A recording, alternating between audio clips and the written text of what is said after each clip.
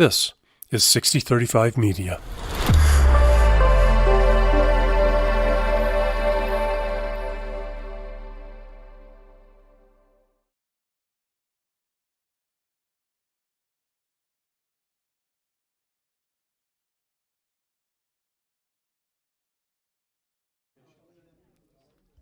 Ready? Oh, of course. Hello, everyone, and welcome. Hello, everyone. Thank you so much for joining us this evening. You are at the League of Women Voters at-Large City Council Candidate Forum. Thank you for joining us. My name is Shelley Roars. I am the spokesperson for the League of Women Voters of the Pikes Peak Region and your MC this evening. To my left are your moderators, Brian Grossman for 6035 Media. He is the executive editor, and Angie Stevens, Colorado Springs NAACP president and a league member. Have to disclose that. Also here tonight are your candidates. In alphabetical order, you have Glenn Carlson, Lynette Crow Iverson, Janita Davis, Catherine Cat Gale, Jamin Johnson, Gordon Klingenschmidt, David Lineweber, Roland Rainey Jr., and we're missing a couple here this evening. For those that aren't here, you also have Jane Northrop Glenn on the ballot, as well as Jay Inman and Brian Reesley, who are not joining us this evening, but we're invited. Elected officials in attendance this evening. I know I've got one D11 school board member back here, Julie Ott. She's one of our elected officials. Am I missing anybody elected official that came in the room that I missed anybody? No? Very well.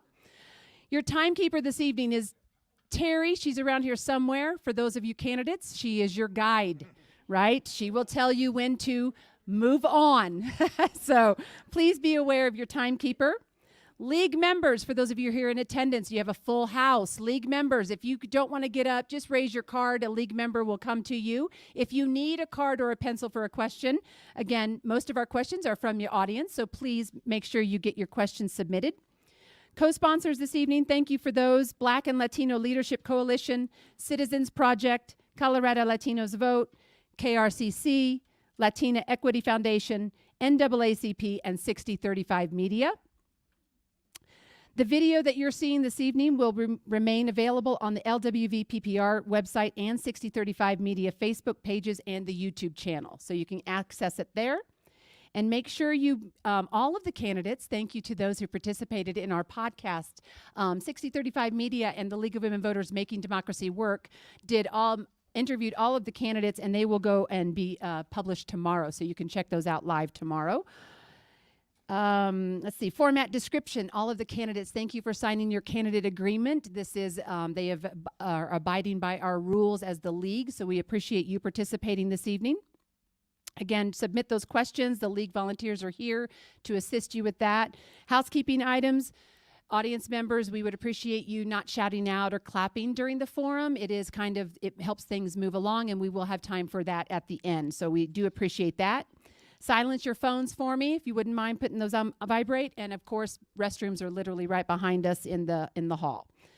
So my job is pretty much done for a little bit, but I'm going to turn it over to your moderators, and we're going to get started. So thank you very much again for joining us.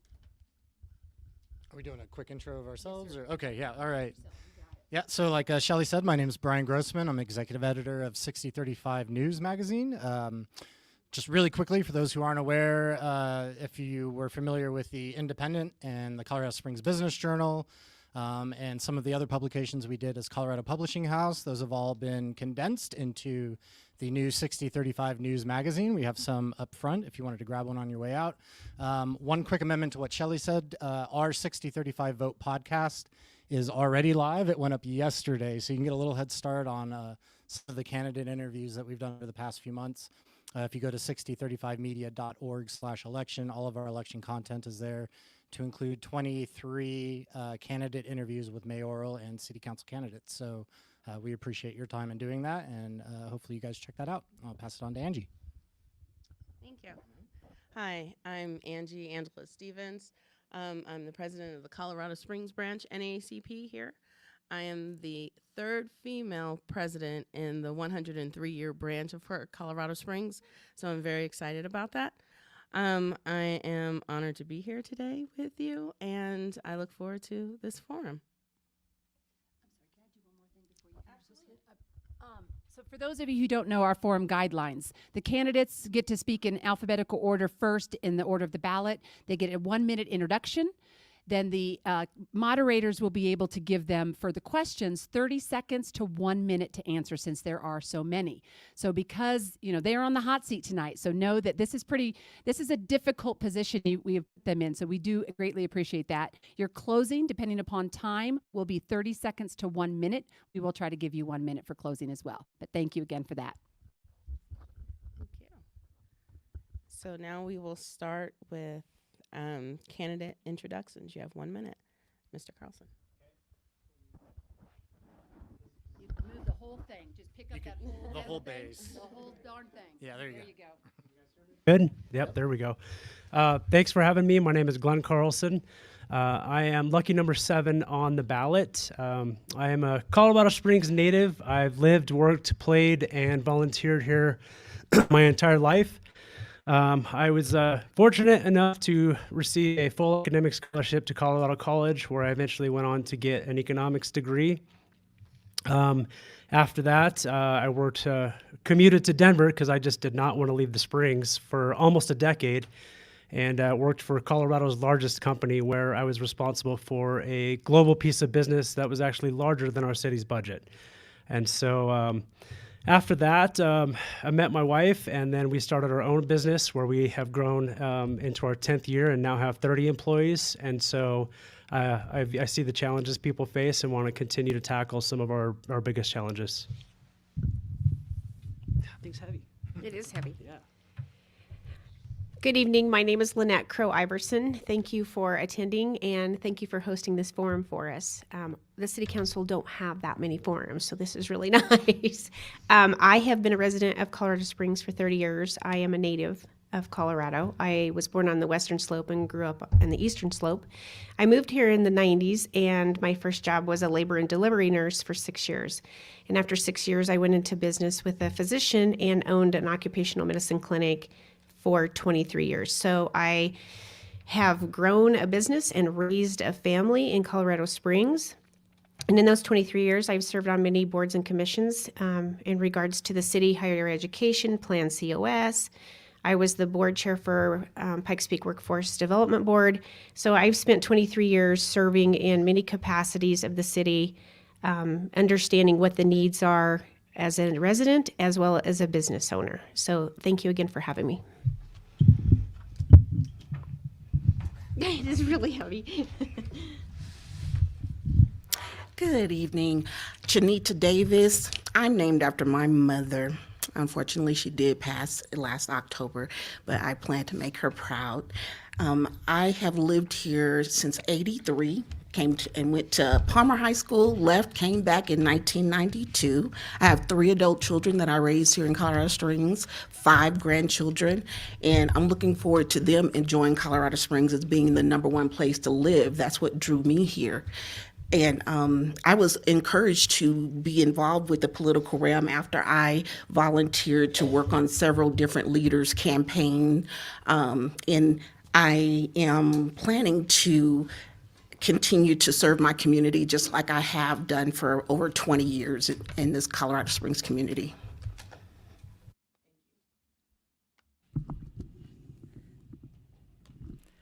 I'm Kat. Hello. I'm Kat Gale. I grew up in northern Colorado in the land of love. My father was a professor at Colorado State University in forestry and wildlife biology. So because he was a college professor, I went to college as far away as I possibly could, and I went to college at Amherst in Massachusetts. Then I went to law school at Georgetown, met my husband on an airplane, and he's a U.S. diplomat. So I spent the next 30 years traveling the world, reinventing myself country by country. Most of the work I did was as a human rights advisor, building community, doing asylum petition for Sudanese refugees in Egypt to go to the EU. My most recent overseas job was in Haiti in the Democracy and Governance Department of USAID.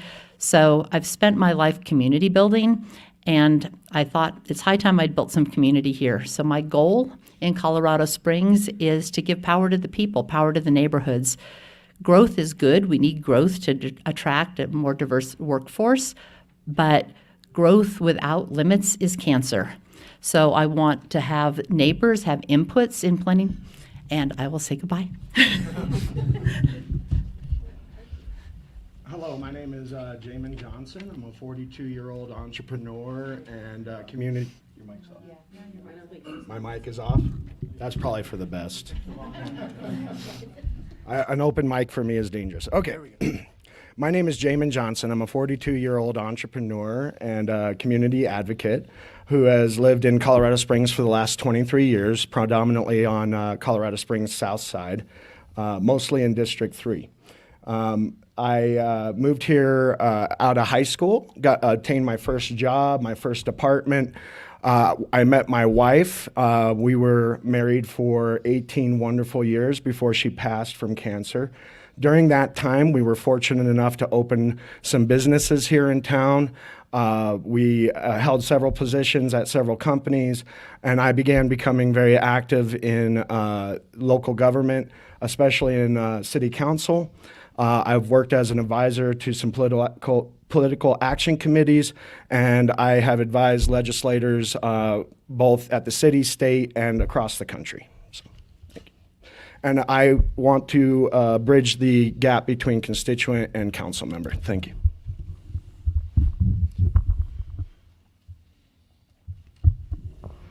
Hi, everybody. My name is Gordon Klingenschmidt. I'm a former state legislator, perhaps one of the only elected officials to be running for city council at large. I'm running on a pledge to love my neighbor. That is our campaign speech. And what does that mean? That means if elected, I pledge to vote the same way that I believe that you would vote if you were in my shoes and if I were in your shoes. And so as a man of compassion, I've successfully built 2 businesses. I've earned my MBA. And our charity not only gives away free coats to homeless veterans every other year in this town, but we feed almost 1,000 orphans and widows, many of them overseas. As an Air Force Academy graduate, as a 20-year veteran, I've served our community. I have been a Navy chaplain, had an award-winning career there, and took a stand for your constitutional rights. My website is gordonforcolorado.com. I hope to earn your vote. My name is Gordon Klingenschmidt. Okay. We working? Okay, good. My name's Dave Lineweber. I'm a native of Colorado. I've been married to my wife for 40 years. We have twins. I've been in Colorado Springs for 32 years, and I own a small business, Angler's Covey, on the west side that's been successful for 26 years. I've been involved in all sorts of aspects throughout the city. I particularly have worked in the space of outdoor recreation, and I currently work at the city, state, and federal level. In the city level, I was the founder of Pikes Peak Outdoor Recreation Alliance, and at the state level, I sit on the executive team for the Office of Outdoor Recreation. And so I've been involved in many different aspects. I care about this city. I want to give back, and I'm here to do the best job I can do.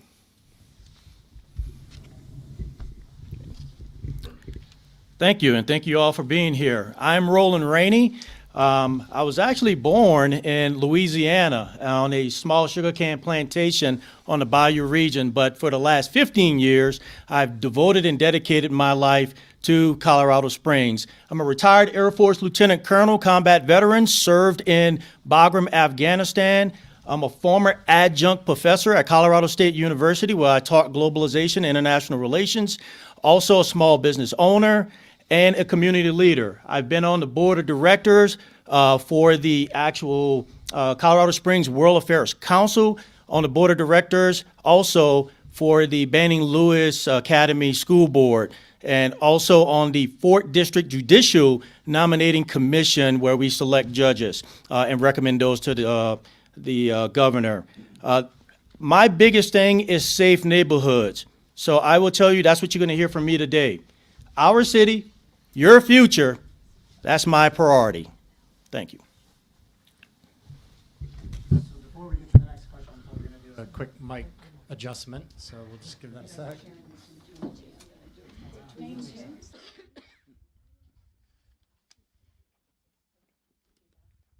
All right. Are we good? Okay, great. So instead of doing alphabetically now, we're going to ask you questions based on the number that you pulled out of your hat.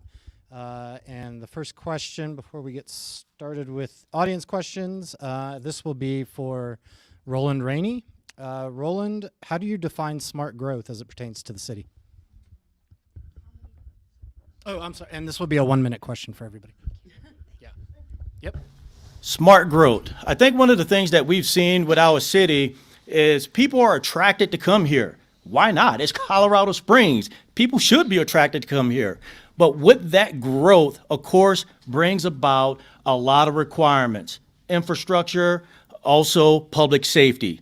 One of the things about smart growth, the way I see it, is a balance. Oftentimes with smart growth, you tend to start looking at developers, other stakeholders coming in and building and building and building, and people say, oh, well, that's not smart growth. Well, there's a balance. You have to balance building to provide affordable homes, but simultaneously, you also have to make sure that the infrastructure is there. So for me, smart growth is making sure that in unison, you have infrastructure properly aligned to address the amount of population growth that we are experiencing. Next up would be Mr. Carlson. Same question. Same question. Yeah. Lynette and I were about to do a duet, but she turned me down. Yeah, so smart growth is you hear it. It's a catchphrase. You've probably seen it everywhere on everybody's signs. I'm going to give you kind of my my nerdy answer, economics answer, and then hopefully follow that up with my human answer.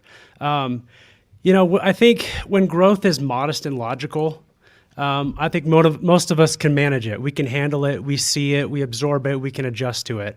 But what we've seen over the past couple years was rapid growth, and it's uncomfortable for a lot of people. And what it causes is simply an overconsumption of resources as well. And so now we're starting to ask about energy and inflation and water and lumber and eggs, et cetera. And so we've got to tackle that. From the humanities standpoint, and one of the reasons I have gotten involved in this is standing up for my neighborhood against a large project that just simply didn't make sense. And so from the neighborhood standpoint, it was something that I'm passionate about. Thank you, Glenn. Number 3 is Gordon Klingenschmidt. Hey, everybody, I'm Gordon Klingenschmidt, and I think growth can be measured in several different ways. One is the human aspect, of course, not just numbers of people, but quality of life. And the way that our community builds together and grows together depends, I think, on a second factor, which is economic growth. And as a fiscal conservative, I think I'm the only candidate running for city council who has openly pledged to try to lower your city sales tax so that we can all grow together. We have already seen with recent inflation the doubling of gasoline prices, the doubling of grocery prices. We can't afford a champagne and caviar style bureaucracy of big government that is over-regulating to choke out the growth and chase people out of our town. Why is our sales tax higher than Denver, Pueblo, Castle Rock? I'm a fiscal conservative, and I want to give that money back to you. Gordon Klingenschmidt. Mr. Johnson, you are number 4. Thank you. Can you give me the phrasing of the question again? How do you define smart growth, particularly involving the city of Colorado Springs? Gotcha.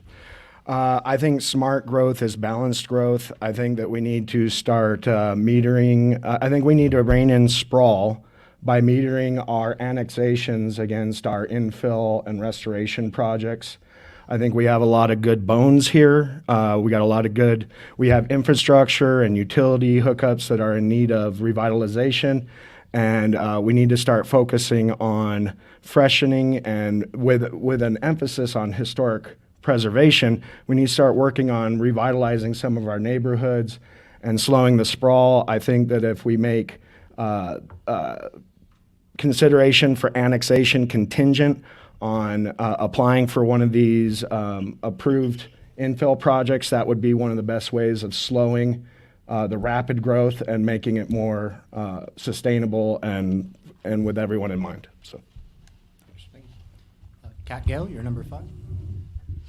So smart growth is considering all the aspects. It's considering the people who are already there. It's considering whether or not there's transportation to get there. There's something Colorado Springs has that's called a special taxation district. In the 80s, in order to extend the infrastructure, the developers had a right to tax the people of the development. There's no oversight of this by the city, by the state. And in the 80s, a developer didn't build out enough, and so the few houses that were left in the area were left holding a tab of $30,000 each. Right now, there's something similar going on in Flying Horse. I think the tab for Flying Horse is about $500,000. So we need to decide if we're growing, can we extend our resources out there? We also need resources. We have the problem with water. They have water for no more annexation, but let's also evaluate whether infill can handle water, whether buildings of infill can handle escape in emergency situations. Thank you, Kat. Minute goes fast, right? David Lineweaver, you're number 6. I think really the main point of this question is really how do we maintain the quality of life that we have, but yet still grow in a way that our kids will have jobs. I remember in the early 90s, there used to be 20 pages or so of HUD homes just handed out for any price you want. We've been in a really bad place in terms of growth for Colorado Springs, but we've reversed that. Even 15 years ago, we were talking about how our young people were not going to want to live here. Well, we've reversed that. And so I think smart growth is always taking a caption of where we are right now. What are some adjustments we need to make? How do we tweak and incentivize the right things so that we're looking down the road in the future and planning correctly so that we maintain the quality of life that we all want to enjoy. Thank you. My name's Dave Lineweaver. Thank you, David. Ms. Davis, you are next. I feel that smart growth requires common sense solutions. It doesn't require a degree so much as being able to take all of the variables that exist right at the time when we're having to make a decision and make a good decision. I feel that we need to just make sure that we continue to make Colorado Springs, like I said, number 1. How did we get to number 1 before? Why aren't we number 1 now? So those are questions that I want to get an answer to for myself and for my community. And if you want to know a little bit more about me, go to my webpage, ChanitaDavis.com. And Lynette Crow-Iverson, you are the last one for this question. Property rights and smart growth are both principles that must complement each other. We're in the middle of growing pains. We're not going to stop growing with 3,000 people a year moving to El Paso County, and the home COS site says in the next 15 years we're going to grow at 32%. So we need strong leadership to manage that. We can't stop growing, but we have to grow wisely. And with that, we need to make sure that our zoning and planning has a different look than it did 5 or 10 years ago. We now know our water is at risk, and so we have to pay closer attention to water and our water resources. So it's going to be an all hands on deck with the next mayor and the next city council. We're at a tipping point, and so that is one of the main focuses that I will be looking at as we grow, because we're not going to stop growing. We just need to grow wisely. Thank you. Okay. So we're going to start with Mr. Carlson next. All right. Do you feel there needs to be more emphasis on minority hiring in management and upper-level city jobs?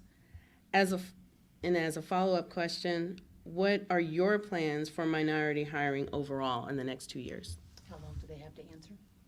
1 minute, 30 seconds. 1 minute. 1 minute. 1 minute. Yeah, so My name is Glenn Carlson.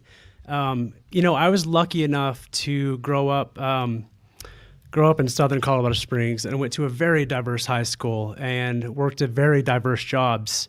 And as I've gotten older and lived and worked and, played in different parts of town, I, learned over the years that not all areas look that way, and not all areas and jobs and developments and housing communities look that way that I was used to growing up. And so, yeah, to answer your question, absolutely. I absolutely want to promote more diversity. I think we can all do better.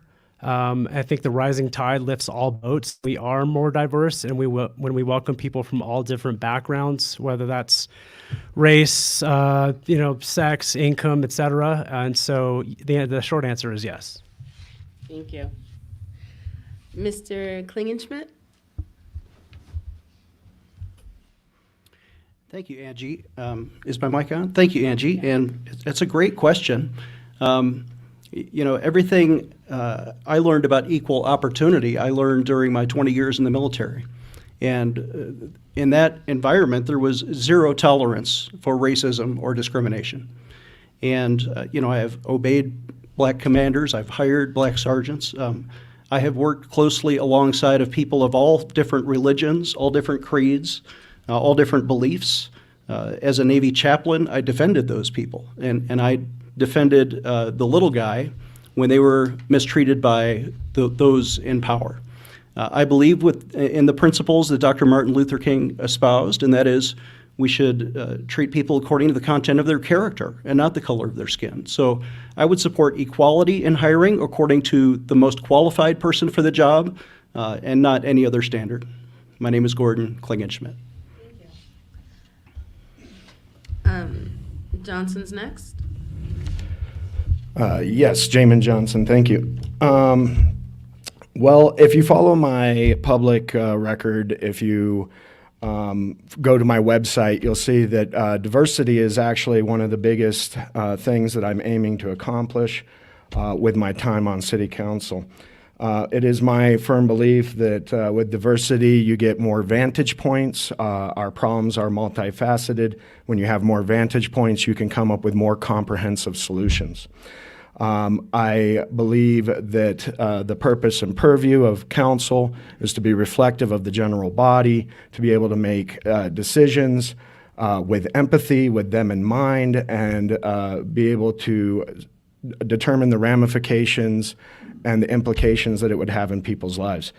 I think that a more diverse council, a more diverse administration would lend to better solutions. So, thank you.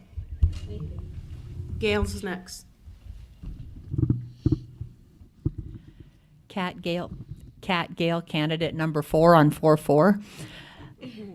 One of the jobs I've had here is teaching for the citizenship class for people from all over the world. And when you look out into a class of people from Afghanistan, Iraq, Vietnam, Honduras, Guatemala, Burkina Faso, you know that all of them bring something to the table. Colorado Springs will be richer when we know their backstories. We will get new ideas from them. We can't keep growing the same way we've been growing for the past 100 years. Another part of diversity, I would encourage more universal design, more access to people with disabilities in the management and into the city. So when we grow the house that people can age in, people can live for their entire life and pass away in. So as far as diversity, it's like soup. Soup is richer with the seasoning that we put in it. So the more perspectives, the smarter we are. Thank you. Thank you. David Weinweber? Yes. I'm David Lineweber. I believe that as a city, we always need to focus on hiring the best and brightest that we can get that understands our community. And so that takes individuals that understands all of our community and knows how to elevate who we are and help us grow in a way that's positive, that everyone can participate in and everybody can grow in. I think we need to work on diversity issues constantly and understand the values that are there. Understand that everyone can come to the table and enjoy all the beauty and the quality of life that we have here in Colorado Springs. I think those are the key things. Thank you. I'm Dave Lineweber. Thank you. Davis. I feel that our community is like a bowl of fruit. You have apples, oranges, bananas, all of the fruit we appreciate for its different qualities. And neither we, do what we say, get rid of the apples or the oranges. We like it all. So if we appreciate the qualities of each person and look for opportunities where we can actually bring in more diversity into top level positions, especially, then I think it will continue to make Colorado Springs the #1 place to live. I'm Chanita Davis. Go to chanitadavis.com to learn more about me. Thank you. Crow Iverson. I was fortunate to be raised by parents that taught us at a very young age growing up that we are all the same. We all bleed the same, and that other ideas, whether they're our view or not, are all important at the table. So lucky through my life, and I have been able to see the world a little bit different growing up in my era, as well as in the hospital working as a nurse. It didn't matter what they had done. You were there to serve them. You were there to take care of them. So I look at the world through that lens. And as a business owner, my business was made up of a melting pot. We brought everybody to the table based on it wasn't based on anything except their experience and their qualifications that came to the table. And I will govern at the city in the same way that I was raised, in the same way that my lens is, that you bring the most qualified regardless of their race, regardless of their sex. And you do want to capture, as many have said, the most qualified people. She's going to jump over here and choke me. She told me that if I didn't stop. So thank you. Next, Roland Rainey Jr. Thank you, Roland Rainey.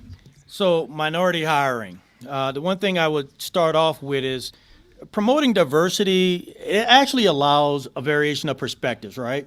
But in that variation of perspectives, one of the things we do is we get to become a stronger city. So that's something that we all need to understand about diversity. It's not always about how many blacks or Hispanics or whites or gender. It's looking at the entire perspective, whatever makes our city stronger. Now, I say that, but also, I was in the military, retired lieutenant colonel, as I already mentioned, a major melting pot. I'm on the board of directors for the Colorado Springs World Affairs Council. You can't get more diverse than that. But what I will say is when we talk about our community, it's really about making what works best through the lens of our community and not just quickly going to the mat to say, well, I want to hire X amount of people, but they may not be qualified. I want the best qualified folks that represent our city. I saw your stop. Thank you. Great. All right, let's move on to the next question. We're going to start with Mr. Klingenschmidt, and this is an audience question. Can you give an example of how you approach complex problems with opposing views, a real problem, and how you solved it? And we'll make this a 1-minute question. Thank you. My name is Gordon Klingenschmidt. As a 20-year veteran, I used to be a consultant to 3- and 4-star generals over a $500 million budget here at Space Command. And you can't get more complex than trying to balance the operational needs of the mission, the resources, the personnel, and I have not just experience in that area of public service, but as a former legislator, I worked across the aisle with Democrats to pass education initiatives, to work on resolutions together, to come up with the right language, and I was the friendliest guy in the room. Although I voted conservative, I think I made many friends in the process. Finally, I've earned my MBA, and I've founded 2 successful businesses, including a charity that is now building a vocational school in India. Talk about government regulation. We are helping the future by building that community. Thank you, Gordon. Jamin Johnson, you're next. Do you need me to repeat the question? Yeah, I'm sorry. I thought we were going to each get a separate question. My apologies. Go ahead. Yep. Can you give an example of how you approach complex problems with opposing views, a real problem, and how you solved it?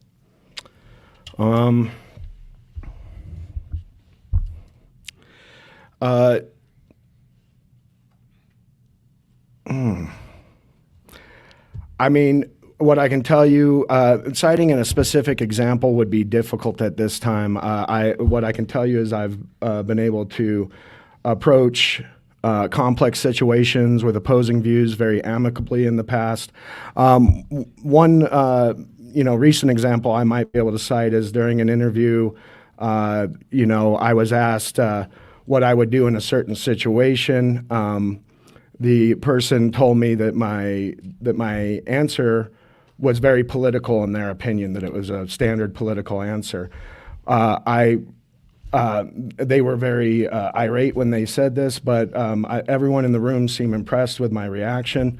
I was able to tell the gentleman and explain why my answer was sincere, and it seemed that everyone was satisfied. At the end, they joked. The next question was, how do you feel you work as a team? And they seemed satisfied with the response. Thank you. Coming for you. Yep. She is. Creeping up there. Kat Gale, you're next. When I was the senior human rights advisor for USAID in Haiti, I was working primarily on getting the human trafficking rates down so that Haiti would qualify for U.S. aid again. So one of the aspects that we were working on is the trafficking of children, whether it was for adoptions or for labor, for any number of other reasons. And so you had to work with other international players, the European Economic Community, Japan, the local religious and non-governmental organizations. And so we were trying to come up with a plan to know who the kids were. So the French donated a $5 million computer project because that computer project was going to track all the children. Well, Haiti doesn't have electricity, doesn't have computers, doesn't have air conditioning to cool the computers. So we had to work together, dig deep to see what we could bring from our Western perspectives that would help keep the children and keep Haiti's international aid. Kat Gale. Thanks, Kat. Mr. Lineweaver, you are next. Several years back, we had kind of an interesting challenge where a greenback cutthroat trout was discovered in Bear Creek. And our city kind of tried to react to it. And instead of communicating with one another, all the different user groups in the outdoor industry brought out their lawyers. And it became kind of a big problem. Often in the outdoor rec space, you have all these different interests, whether you're a hunter, angler, whether you're an OHV, hiker, bird watcher, I can go on, handicapped access, et cetera, et cetera. I worked to bring all those groups together and form Pikes Peak Outdoor Recreation Alliance. And together we're formulating a plan for our region on what outdoor recreation needs to look like in the future and how we balance that with conservation. And I can tell you that we've got everyone on board, and it's working great. I'm Dave Lineweaver. Vote for me. Thanks. Thank you. Ms. Davis? The number one thing would be to start with an open mind and then to have respect for others' opinion. When you're working with diverse backgrounds, people who have years of experience, they are always going to have quality, valuable, vital information that's going to make a better decision. So you would definitely, like I said, want to have an open mind and show respect for everyone's ideas. ShanitaDavis.com. Thank you. Ms. Crow-Iverson. I have two examples. Am I on? Okay. I have two separate examples. My company was not recession resistant. We served workforce. So we navigated our company through 9/11 and didn't lay anyone off. We navigated through the downturn of 2008, did not lay anyone off, and we grew through COVID. So those are some really tough years that we were able to manage and grow through, that we survived. I survived tough times. Things I've done with opposition is I ran the first Yes to C campaign, and there was a lot of opposition because it was a tax in the city. So that was really hard. I ran this last PPRTA, and I'm currently running the TOPS campaign. And there's a lot of opposition. There's people who don't see the importance. And so listening to what they have to say, really hearing what they have to say, has really been beneficial, because even though I disagree with maybe some of the opposition and the ugliness, you just have to listen. Thank you. Mr. Rainey. Roland Rainey. So this is a great question, because this really has to deal with us as city council personnel looking for your vote. Complex issues, when you look at them, especially with opposing views, the first thing you have to do is listen. Just listen. Just stop and listen. My role is not to quickly give you an answer and say, this is the way we're going to operate the city. No, we need to listen to what you all are feeling out in your communities. Now, I've had a very unique, complex issue with opposing views that was very unique, because this was nationwide, and that was when Colin Kaepernick took a knee. Well, at the same time, I was the founder and owner of a semi-professional football team. So what did I do, especially as a lieutenant colonel, representing that American flag? And you better believe I listened to my players, I understand their point of view, but we came to a consensus that said we represent our country and our flag, and even though at the national level they're doing this, we will stand with our hand over our heart for our flag. So that was very complex, and here she goes. Okay, I'm stopping. All right. And Mr. Carlson, if you would close us out on this question. Thank you, appreciate it. If I could, before you start the clock, there's a local legend. I think June is trying to get in, but we have a seat right here, and she's sitting outside. Could we get her in? She's pretty important to all things COS.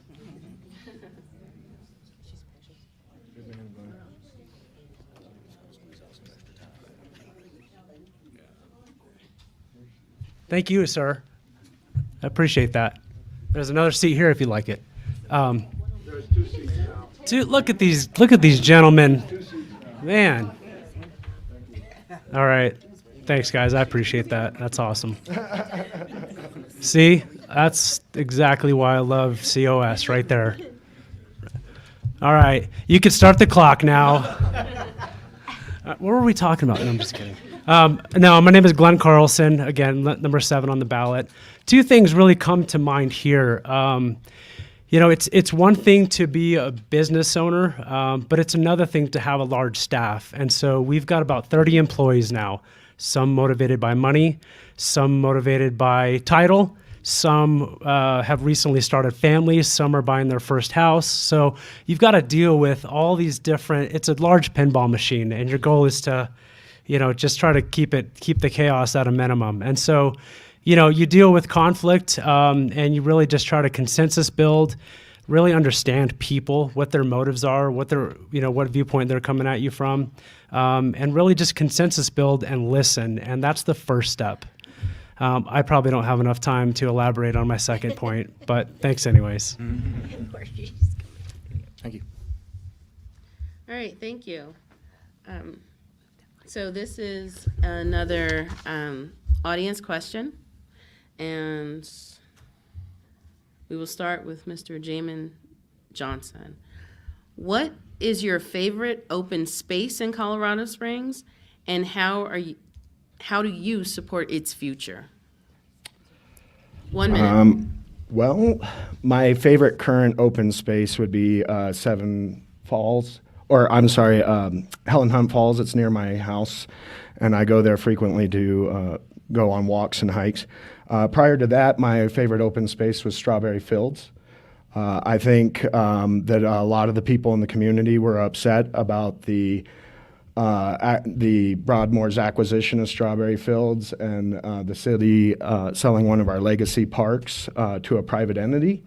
In the future, I will make sure that TOPS has first right of refusal, and I will fight to make sure that city-owned parks remain city-owned parks and that public land remains in the public domain. Thank you. Kat Gale. I love Red Rock Canyon open space. I'm wondering what's being done with the maintenance now, because you always have the bicycles versus the dog walkers versus the hiker conflict. But I love the history of it. I love that it's reclaimed from a quarry. I love that it's Colorado Springs secret space that's not overrun by tourists like Garden of the Gods. I think it's wonderful because it shows what TOPS can do when we all work together. But we have to be very, very careful that the TOPS funds are not misused and redirected to other things like maintaining municipal parks when it's to acquire open space and the stewardship of open space and trails and new parks. Thank you. Thank you. David Lindweber. Thank you. David Lineweber. Well, my favorite would probably be Red Rock Park also, because we live very close to there. I remember when it was just a quarry. Actually, it used to be a landfill years ago, and when that property was available, it was great that our TOPS program could come in and buy it instead of having it developed, because it's such an amazing natural resource for us. And just being able to walk and get lost on the trail and those kind of things with my dog is just such a great asset and such a mental healing piece that I think we need to constantly look for ways to develop and grow our open spaces to really take advantage of the health benefits we get when we get outside. So that would be my favorite, although there's several others. David Lineweber, thank you. Thank you. Shanita Davis. I really appreciate all of our open spaces. I actually belong to a hiking group, and I'm out there all the time. So I'm for TOPS also. ShanitaDavis.com. Lynette Crow Iverson. My favorite park is still Garden of the Gods. There's no time seasonal. You can get lost in there. In the summer, I know there's a lot of people, but just you can drive through it and you get to the other side and you just feel different. You see so much nature, so many different birds. The sheep are amazing right now. If you haven't seen them, there's probably 24 sheep in there today. It just takes you away when you need to get away. And so Garden of the Gods is still one of the 7 wonders of the world and my favorite park. Thank you. Roland Rainey Jr. Oh, thanks for the junior part. Appreciate that. No, one of my favorite open spaces is Garden of the Gods also. And one of the reasons it's who we are. It's our character. When you really start asking yourself, what's the character of Colorado Springs? And you start looking at kind of the base of Pikes Peak, and you start seeing the canyons and the rocks and the small streams and parks. It's who we are. It's what defines us. It's what we look like. So Garden of the Gods, there's been times I've been up there and I just kind of look out on the city and I go, wow, I actually live here. I have a leadership role in this city. And sometimes I'm like with awe that, wow, this is pretty special. So Roland Rainey. Thank you. Junior. Glenn Carlson. This was tough. As I started formulating my answer, I was thinking, probably Blodgett, but wait, then you've got the garden, Corral Bluffs, even the paint mines, Palmer. It's hard to even pick one, honestly. But if I had to pick one, it'd probably be Section 16. Oddly enough, I had never been to Section 16 until about 2 or 3 years ago. And then my wife said, you're crazy. You've lived here. You've advocated for parks. You were the president of the Trails and Open Space Coalition, and you've never been to Section 16. I mean, I thought she was going to beat me up and leave me on the trail. Yeah, you know, we're really blessed. I've advocated and worked, like I said, as the president of Trails and Open Space Coalition for many years on many projects. And we've been fortunate to have acquired a lot of land and opened up new parks, you know, as a direct result of that effort. And so we're lucky, and just don't ever take it for granted. That's all I ever ask. Thank you. And to finish out, Mr. Gordon Klingenschmidt. Thank you for the question. My name is Gordon Klingenschmidt. You know, I first fell in love with our beautiful mountains when I came here in 1986 to the Air Force Academy. And as a cadet, I remember going into Garden of the Gods Park with a, you know, rope climbing course and rappelling and just being outdoors. It made me fall in love with the city, and I told my mother that year I plan to retire in Colorado Springs because of our beautiful open spaces. Whenever I have a visitor come into town, I always drive them through Garden of the Gods. If they have time to hike with me, then I go over to Red Rocks Park and we, you know, walk the trails. You can get lost up in there. Probably need more porta potties, to be honestly. But I would love to prioritize that in the city budget if TOPS is not passed by the voters. As you know, it's on the ballot. I hope it passes. But we need a plan B, and that is to prioritize it along with supporting our police and our roads. Parks are up in my, say, top 5 priorities. Okay. Why don't we do a quick, we'll try to make this a 30-second so we can get a couple more in before the end of our time, and we're going to start with Kat Gale. Also, an audience question. If you got $1 million to spend in any way in the city, what would you do with it? 30 seconds. I'd buy open space east of town, east of the city. We're building like crazy. Where the pronghorn going, we need biodiversity. We need paths from one open space to the next. And nobody's making any more land, so we need to preserve it while we have it. Kat Gale, candidate 444. Mr. Lineweber. If I had $1 million and I wanted to invest it in the city, I would totally invest it into a mental health facility. Our mental health issue right now is at a crisis level, and I'm surprised there's no question about it when we're number 1 in the state in suicides. That should be our top priority. And so everything I will be focused on with all the other duties, when I have the extra time, I'm going to be working on the mental health issue that is so important to our community. Thank you. Ms. Davis? She cracked me up. I feel that unhoused people are the most important issue in this city. There's no reason that people should be outside during the night, and I would definitely make it a situation to where they would want to be inside and feel dignified about being inside. That's what I would invest my $1 million in. Please go to ChanitaDavis.com. Ms. Crow-Iverson? If I had $1 million right now to invest into our city, it would be into our police and fire. Right now, we're short 60 to 80 police officers. We have a budget of 120,000 more. However, we need a school for police officers. We need more money for retention. We have got to find a way to retain and acquire more police officers, whether that's at a school, putting money into something like that, or more benefits and pay. But that's where I'd spend my money. Mr. Rainey Jr. Roland Rainey Jr. I will spend that $1 million in public safety. Right now, homicide up 22%. We got a massive issue with motor thefts. At the end of the day, you can't live the quality of life in Colorado Springs that you want because safety is an issue. So my $1 million will go to the CSPD and make sure that we have a very advanced emergency operations center that they can operate out of to make sure that all of you can carry out your quality of life because you want to be safe every day. Thank you. Mr. Carlson.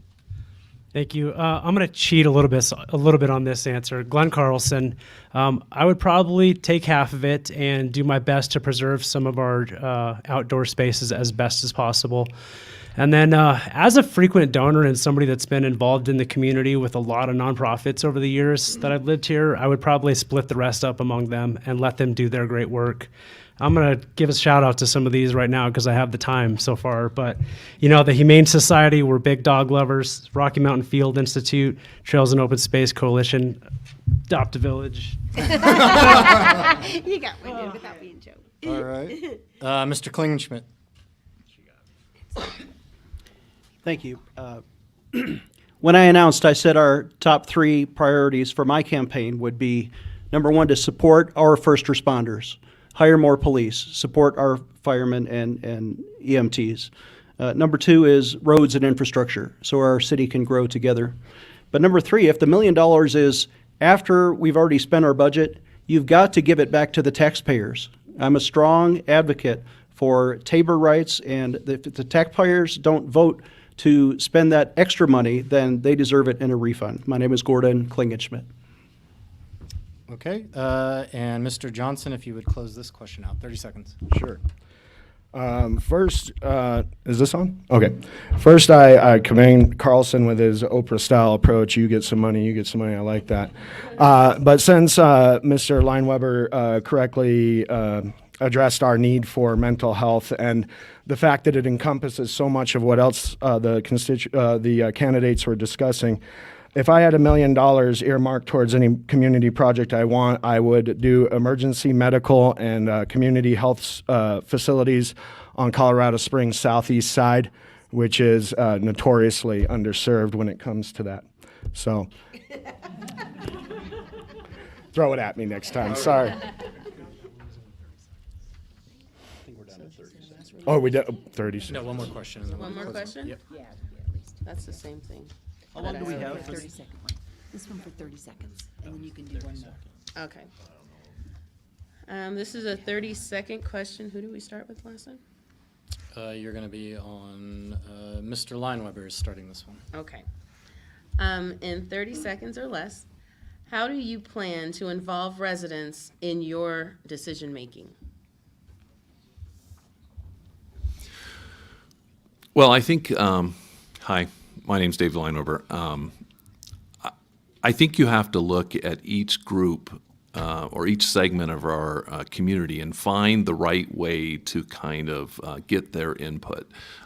It could be town halls, it could be other things. Some people don't have transportation. I think you have to be very creative to kind of look at all those different areas and then be receptive to how to get out and discover what the community needs through different ways to meet with them. Thank you. That was my only. Chinita Davis.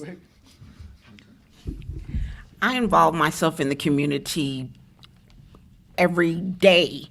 I'm out in the community. I never meet a stranger, and I start conversations with people constantly.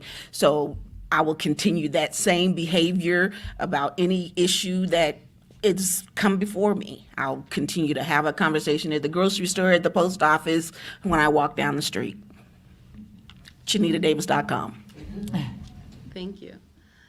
Lynette Crow Iverson. We have so many avenues of communication these days compared to before. We have town halls. We have so many community events that each one of us are at. We have open session at council meetings for utilities and for city council. I think it's just a matter of really listening to what people have to say, returning their emails, returning their I'm going to get choked. Roland Rainey, Jr. There's 3 areas, and there's often where I will not commit to something on a campaign because there's a lot to learn, but I'm committing to these 3 right now. 1, quarterly town halls. Gotta happen. Gotta have you there. 2, biannually roundtables, and that will consist of various businesses randomly selected to come have a roundtable session so we can just have a conversation. That's all, just a conversation. 3, We got Zoom and other technology. Let's use it randomly so we can talk to you, the citizens. Glenn Carlson. Glenn Carlson, after going through this battle against this large development, I've learned that not everybody receives information the same way. And so while the green little notification postcards that we get for the city are a nice thought, not everybody receives them nor is responsive to them. And so I think you've got to use different methodologies and communication tool sets to reach people where they are, whether it's mail, text, social media, and even canvassing and phone calls at some time to some extent. I gotcha. Gordon Klingenschmidt. Thank you. As a former state legislator, my name is Gordon Klingenschmidt. I was active in not only responding to every email from every constituent, but actually publishing my cell phone so people can call me directly. I'm one of the only people at this table who is not actively seeking campaign donations from special interest groups. I'm here to represent the people, and I advocate for transparency in government and open budgeting process. Make sure all the facts are published so that the public knows just as much as I do, and that I can represent you. Gordon Klingenschmidt. Thank you. Jamin Johnson. Thank you.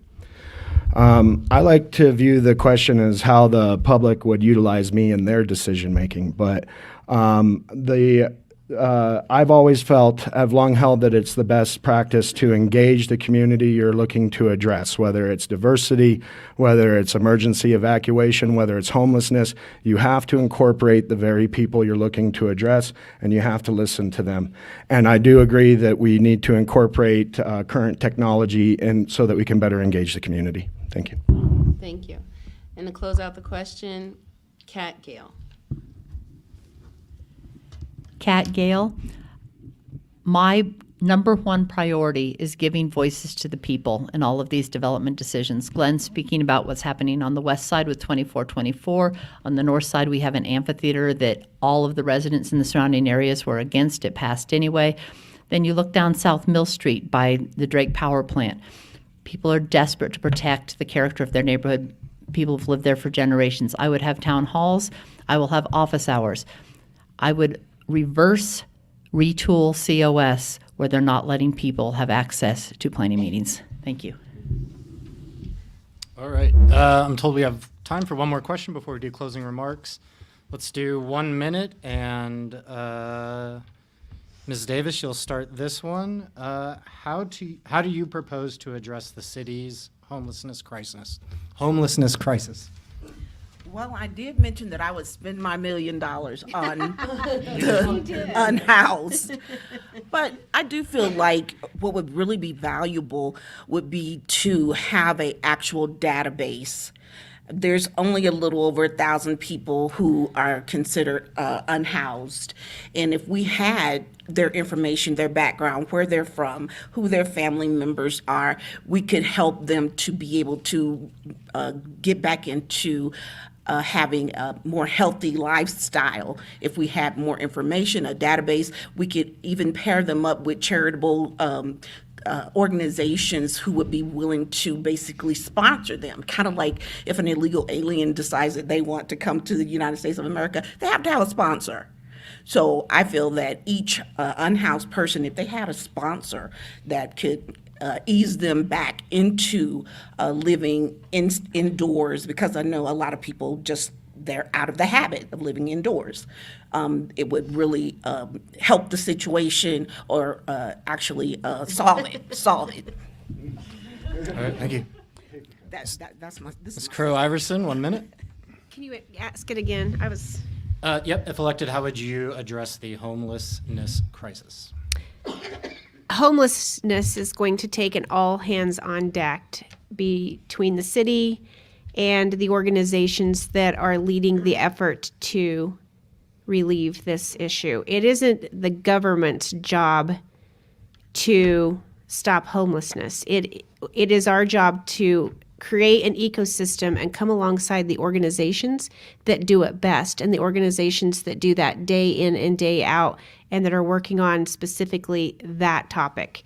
Homelessness, it's a ripple effect through our community, and it affects every single one of us based on the use of hospitals, the use of our police, the use of even fire, it's very expensive. According to HUD, it costs over $40,000 per person that's homeless on our streets, and it's something we do have to get a hold of.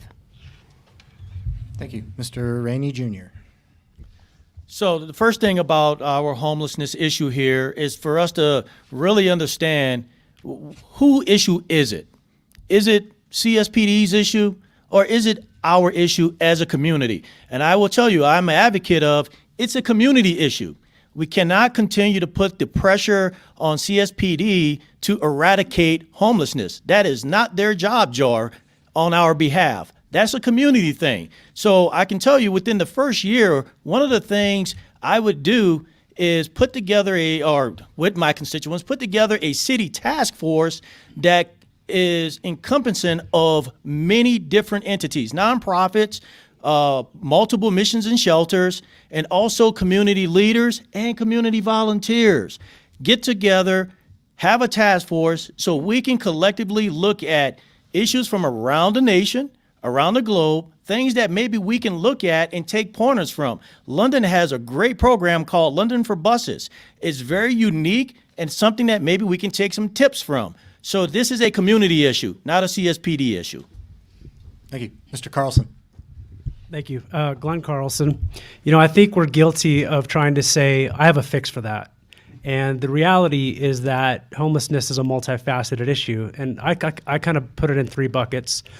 You know, you've got one where maybe there's a death of a spouse, the loss of a job, usually temporary homelessness. They need to be connected to the resources to get them out of that situation. And then we've also got things like mental illness, addiction, disability, et cetera. That requires a totally different approach. And then you've got the true transient community, which also requires a different approach. And so while it's easy and convenient to sit here and say I'd fix it in one fell swoop, it's much more complicated than that. You know, we've had some success here in recent years with some of our public-private partnerships, such as Pikes Peak Rescue Mission, Grecio Housing, among others. And so I think we need to keep just double down on that effort and make sure that we're working with those partners that are experts in those fields to give them the tools they need to, you know, to try to fix some of this. Thank you. Mr. Klingenschmidt. Thank you. My name is Gordon Klingenschmidt. As a compassionate conservative, I believe the homeless and people experiencing homelessness, first of all, need our compassion. And when I was a Navy chaplain, I used to take my sailors every Friday downtown Norfolk, Virginia, to feed the homeless, and we won 6 awards, including Best in the Navy for caring for the poor. Here in this town, our charity works alongside the Marion House Soup Kitchen and the Colorado Springs Rescue Mission. We give free coats to homeless veterans. And yet, there is a public safety element. I will support the mayor who will enforce the state law that allows the cleaning out of dangerous camping sites if there are enough charity beds for the poor. We have that luxury here in Colorado Springs. We have enough beds. In Denver, they don't have that luxury. So you see them camping outside of the state legislature and needles on the ground, and it's an unsafe condition. Law enforcement will work alongside of our charitable resources. I'm Gordon Klingenschmidt. Thank you. Mr. Johnson. Thank you, Jamin Johnson. I want to first commend the candidates who correctly assess that this is going to take a multi-prong approach with a collaborative effort across government, business, and nonprofits. That's absolutely true. I would like to expound on the facet that candidate Carlson spoke on. We have to be able to delineate the difference between those who are experiencing houselessness and the chronically homeless. The chronically homeless who may be experiencing this due to mental health, developmental disabilities, or addiction. You know, I remember one time I met with a council member about 10 years ago, and I was expressing that I was concerned that some of the decisions council was making was going to leave me and my wife homeless. Well, he had met some of my family, and he said, well, you won't be homeless. You can go and stay with your father. It's true that the vast majority of our homeless are unseen. If you're sleeping on someone's couch and you do not have a home of your own, you are homeless, and we need to involve the community so we can better define this. Thank you, sir. Ms. Gale? I would start, Kat Gale, I would start with the housing first approach, because as long as we're concerned about moving people away, we never can get a true handle on who needs what. If you're housed, then other resources can be nearby, whether it's mental health, whether it's food, whether it's job training. As they said, unhoused could be a temporary situation. And this is not something that's all drug addicts and alcoholics. One or two bad decisions or a piece of bad luck, and you're on the street. So we really, really should look to other countries, other states that have the best practices. Utah does an incredible job with Housing First, as does Columbus, Ohio. Because when you have people in a community, you can have mental health resources, you can have food resources, you can have drug treatment, and you also have experts in trauma-focused housing, so that the housing that is available to them is not another cause of stress. Thank you.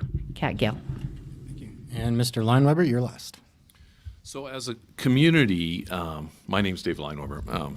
As a community, if you compare us to other cities, you will actually see that we're actually doing quite well.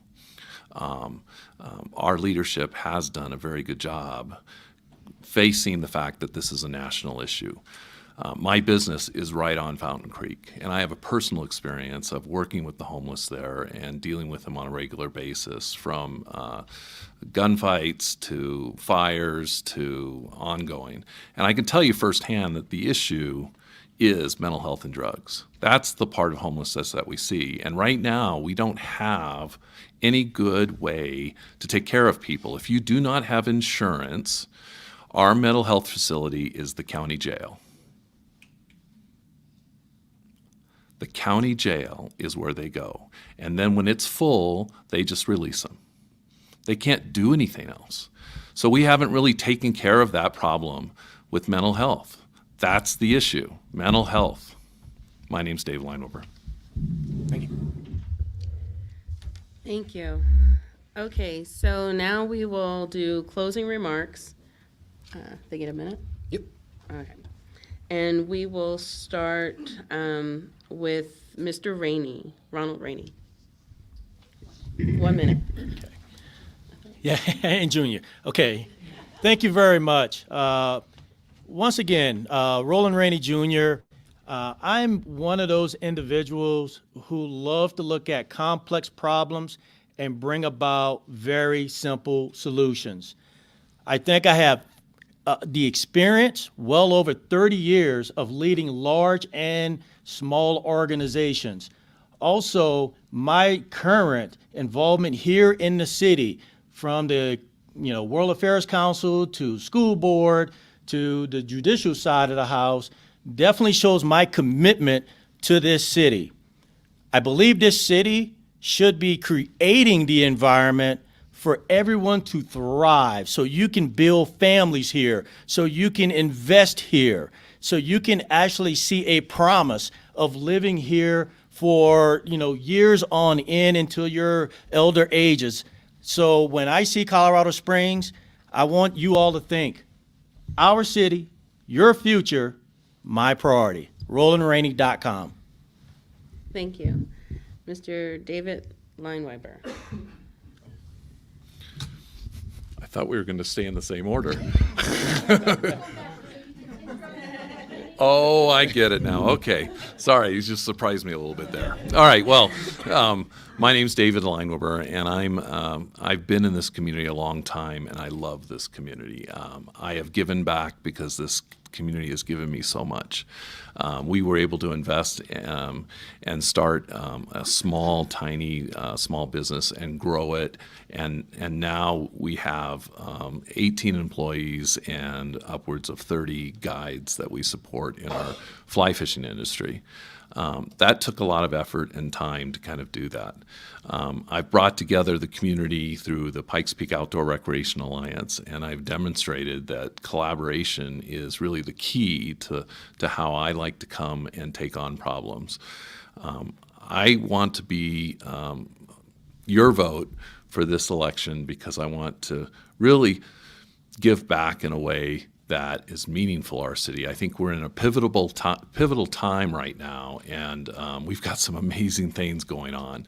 So anyway, I'd like you to vote for me, Dave Lineweber. Thank you. Thank you. Gordon Klingenschmidt.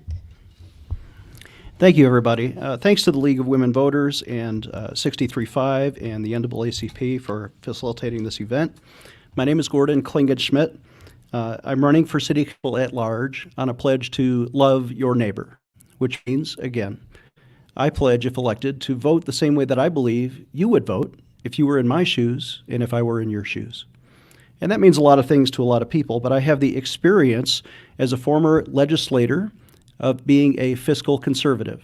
My top 3 priorities are, number 1, public safety to support our first responders. Number 2, roads and infrastructure to support our growth. And number 3, tax cuts. I'm the only one pledging to reduce our city sales tax. I've served our country for 20 years in uniform.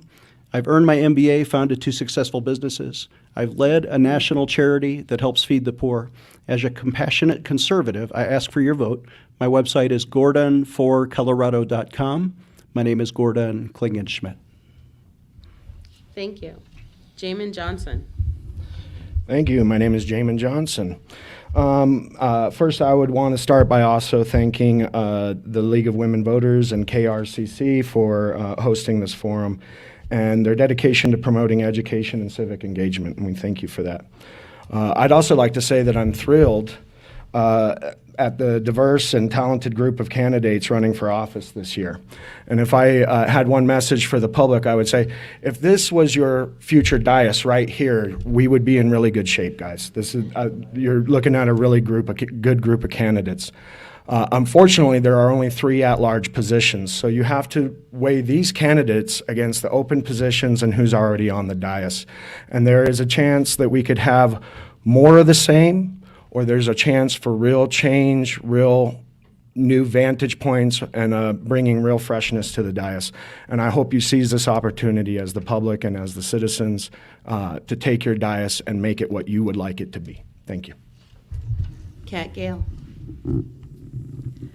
Kat Gale, when you make a budget, as city council members do, you're making moral decisions. You're choosing where to emphasize in your city's identity. We're talking about public safety. To improve public safety, we need more money. I would like to attract a more diversified workforce because right now we are pretty sales tax dependent. And in the next recession, people don't go to restaurants. People don't spend extra money. So if we could bring in a higher wage workforce, greater spending. Also, I would double, if not maybe triple the LART. I didn't know what the LART was until I started running. It's lodging and auto rental tax. That way, the tourists who are coming, who are burdening the infrastructure, anytime they drive anywhere, it's roads that we pave that they're using. It doesn't cost us anything. So, Gordon, don't be afraid. I'm not raising your taxes, but it would bring a significant amount more into our city coffers. Kat Gale, City Council. KatherineGaleCouncil.com. Thank you. Shanita Davis. Whenever people ask me, what was your name? I tell them it's chi, like the energy that flows through your body. I'm a pretty neat person, and I usually add a t on the end, yeah. But anyway, at the orientation for City Council, they told me, I heard this, do not make any promises. So I do promise that I will use out-of-the-box thinking. It won't be the same type of thinking that has gone into our leadership at this time. So I promise to be out of the box. So thank you very much. Thank you. Lynetta Crow Iverson. Lynette Crow Iverson, thank you for having us. This is very much appreciated. My first priority is public safety. Colorado Springs has the highest homicide and auto theft rates that we've had in history, and that is unacceptable for Colorado Springs. We're better than that, and we can do better. That is one of my priorities. The second priority is infrastructure. We have to maintain the infrastructure. It's a critical component of our city, and If we don't, as we continue to grow, and I said we will grow, we have to have a healthy infrastructure. And my third priority is economic development. We have to continue to bring companies here and have higher paying jobs and jobs for everyone. It's an ecosystem. We can have the lower paying jobs that get the high school kids and the people going through school in, and we have to climb that up with higher paying jobs, and we need that ecosystem. So economic development so that you can keep your family here, grow your family. I have 2 daughters and 2 granddaughters. I care about your kids. I care about your children and their children's children, and I want them to be able to have a beautiful city as well. Thank you. And Glenn Carlson to finish the evening. All right, thank you. Glenn Carlson, thanks for having us. This is much appreciated, as always. Having lived here my entire life, I've been involved in countless projects and organizations throughout the community for a long time. I just thought of this, but I founded a scholarship in my 20s. And so oddly enough, while I was still paying off my student loans, I was sending money to kids here locally so that they could further and try to achieve their dreams. And so I think there's no question that I love Colorado Springs and everything it's about. As I mentioned, my wife and I frequently donate and volunteer here to lots of various great organizations. But quite simply, my goal is to continue to make Colorado Springs a great place to live, work, and play. And all of those are things that add up to what I think is the most important thing, which is quality of life. And so at 39 years old, you'll notice I bring a different set of qualities to council that I think is missing. And I bring experience and understanding of challenges in our city, but most importantly, the energy to tackle them. Thank you. Can we have a round of applause for all the candidates?